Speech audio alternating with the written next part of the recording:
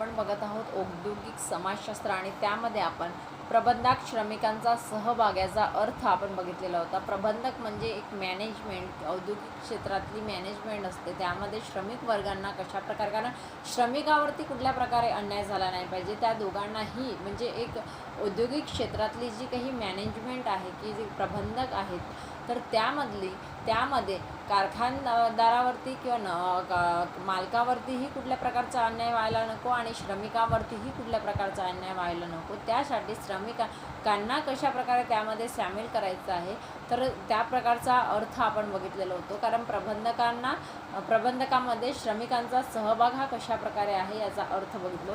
त्यामध्ये प्रबंधक श्रमिकांना सहभागी करण्याचे उद्देश, प्रबंधकामध्ये श्रमिक वर्गांना सहभागी करण्याचा उद्देश, कुठे कुठे श्रमिक वर्गांना फार काही महत्त्व दिलं जात नाही किंवा त्यांना कुठल्या गोष्टीमध्ये सामील करण्याची त्यांची एक युनियन असते. ती युनियनचा एक महत्त्वाचा जे आपण सामाजिक सौदेबाजीच्या प्रकरणामध्ये प्रबंधक असतो जो काही त्या दोन्ही म्हणजे एखादा कलह औद्योगिक क्षेत्रामध्ये जर कलह निर्माण झाला असेल तर तो कलह सोडवण्यासाठी एखादी ती औद्योगिक क्षेत्रातली मॅनेजमेंट असते. त्यामध्ये कारखानदार आणि नौकर हे दोन्ही आपले बाजू मांडत असतात. एक कामगार संघटनेचा एक व्यक्ती असतो, जो काही कामगार संघटनेचा मुख्य व्यक्ती असेल तो एक असतो आणि कारखानदाराचाही म्हणजे कारखान्यामधला एक मॅनेजमेंट असलेला व्यक्ती असतो. त्या दोघांनाही समान म्हणजे त्या दोघांच्याही समस्या ह्या मांडल्या गेल्या, त्यांच्यासमोर मांडल्या जातात आणि त्याच्यावरती ते काही म्हणजे ज्या समस्यावरती विचार करून तो त्यावरती योग्य प्रकारे हा न्याय दिला जातो. तर अशा प्रकारचा जो काही मॅनेजमेंट असतो त्यानुसार तो औद्योगिक क्षेत्रातील कलह हा सोडवण्याचा प्रयत्न केला जातो.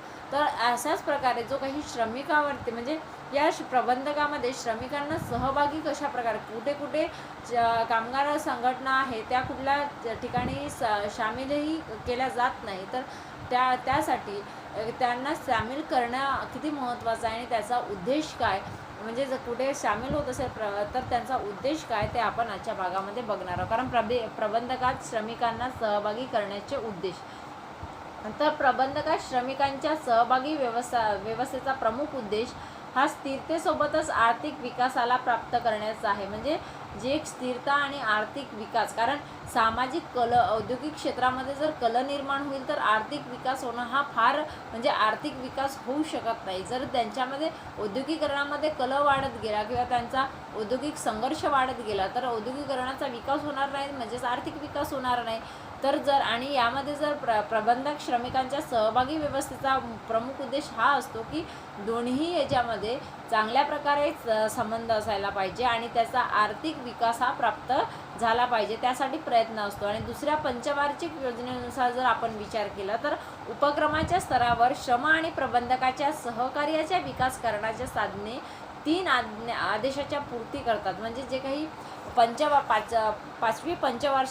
दुसरी पंचवार्षिक योजना होती त्या उपक्रमाच्या जर स्तरावर विचार केला तर श्रम आणि प्रबंधकामध्ये सहकार्याचा विकास करण्याचे 3 उद्देशासाठी पूर्ती केली जाते आणि अशा प्रकारचे साधन होते. त्यामध्ये म्हणजे दुसरी जी पंचवार्षिक योजना होती त्यामध्ये जर विचार म्हणजे त्याचं तर त्या पंचवार्षिक योजनेमध्ये 3 प्रकारचे उद्देश प्राप्तीसाठी ते प्रबंधका म्हणजे श्रमिकांचा विचार केला गेलेला आपल्याला दिसतो. त्यामधला आहे एक कर्मचारी समुदाय आणि प्रमुखाच्या सामान्य हितासाठी उत्पादकतेत वृद्धी करतात.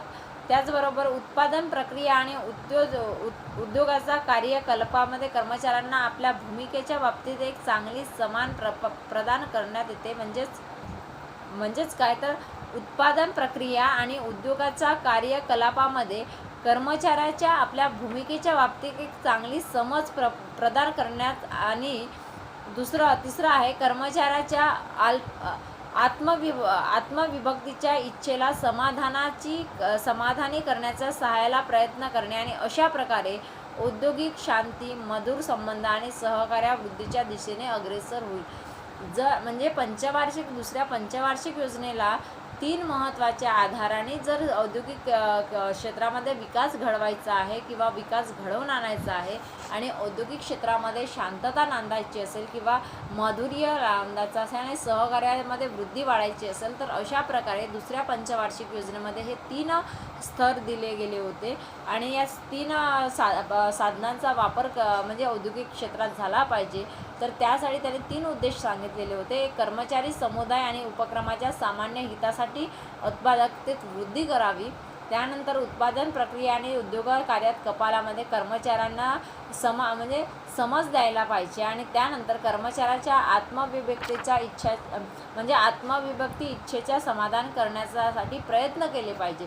तर म्हणजे कर्मचाऱ्याला म्हणजे त्या नौकर वर्गाला किंवा कर्मचारी जिथे काम करणारे कर्मचारी आहे त्यांच्या म्हणजे त्यांचे जे काही स्वाभिमान आहे किंवा आत्मविभक्त आहे, स्वाभिमान त्यांचा कुठेतरी दगावला नाही पाहिजे किंवा त्यांना त्यांची अपमानास्पद वागणूक झाली नाही पाहिजे, कुठेतरी चांगल्या प्रकारे त्यांना वागणूक मिळाली पाहिजे. ह्या सगळ्या गोष्टी लक्षात ठेवून त्यांना म्हणजे यामुळे काय होईल तर यामुळे जो काही औद्योगिक क्षेत्रातील कल आहे तो कल वाढणार नाही, शांतता नांदेल, त्याचबरोबर ती सहकार्यात वाढ होईल आणि त्याचा फायदा हा औद्योगिक क्षेत्राच्या विकासासाठी होईल. तर अशा प्रकारे हे दुसऱ्या पंचवार्षिक योजनेमध्ये हा एक महत्त्वाचा मुद्दा मांडला होता. तर आज आपण आर्थिक, सामाजिक आणि म्हणजे प्रबंधक श्रमिकांना सहभागी करण्याचे उद्देश ह्याच आहे की पहिला आहे आर्थिक दृष्टीतून उद्देश आहे की श्रम आणि प्रबंधकात सहकार्याच्या स्थापनेद्वारा उत्पादकता वृद्धीसाठी प्रयत्न करणे, म्हणजे त्यांच्या